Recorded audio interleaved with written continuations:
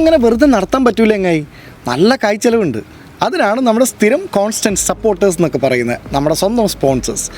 അല്ലെങ്കിൽ അങ്ങനെ പറഞ്ഞു കഴിഞ്ഞാൽ കുറച്ചൊരു ദൂരമായിപ്പോൾ, പക്ഷെ നമ്മുടെ സ്വന്തം ആൾക്കാർ തന്നെ കേട്ടോ അവർ. നമ്മുടെ ജെയിംസ് ഓട്ടോ ഗ്രൂപ്പിൻ്റെ ബോബൻ ചേട്ടൻ കഴിഞ്ഞ പ്രാവശ്യം GTR ഒക്കെ ആയിട്ടോ വന്നത്, ഇപ്രാവശ്യം എന്താണെന്ന് അറിയില്ല, വെയിറ്റിംഗ് ആണ്. പിന്നെ പറയാവുന്ന ഒരാളാണ് നമ്മുടെ പക്കത്തെ വീട്ടിലെ റിയൽട്ടർ എന്നൊക്കെ പറയുന്നവർ, നമ്മുടെ സ്വന്തം സാംസൺ ചേട്ടൻ.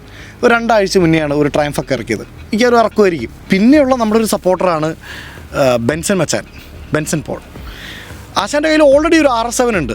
ഈ പരിപാടി അറിഞ്ഞുകൊണ്ടാണെന്ന് തോന്നുന്നു, ആശാൻ ഒരു സ്പോൺസറും ആയതുകൊണ്ടാണെന്ന് തോന്നുന്നു, ഒരു SF90 ഫെരാരിയുടെ കഴിഞ്ഞ ആഴ്ച ഇറക്കി. മച്ചാൻ എന്തായാലും കൊണ്ടുവരുമായിരിക്കും. പിന്നെയുള്ള നമ്മുടെ ടിൻഡോ ചേട്ടനാണ് ടീം, BT പെർഫോമൻസ്, അവരുടെ കയ്യിലും കിടക്കുന്ന സാധനങ്ങളുണ്ട്. ഇതൊക്കെ സ്പോൺസേഴ്സും ഈ പറഞ്ഞ കാർ എന്തൂസിയാസ്റ്റ് അവരുടെ കാര്യങ്ങൾ.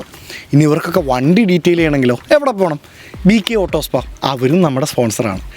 ഇത് അവരുടെ കാര്യം, അവരായി അവരുടെ പാടായി. നമ്മൾ ഓക്കെ, നമുക്കെന്തെങ്കിലും മെച്ചമുള്ളത് വേണ്ടേ?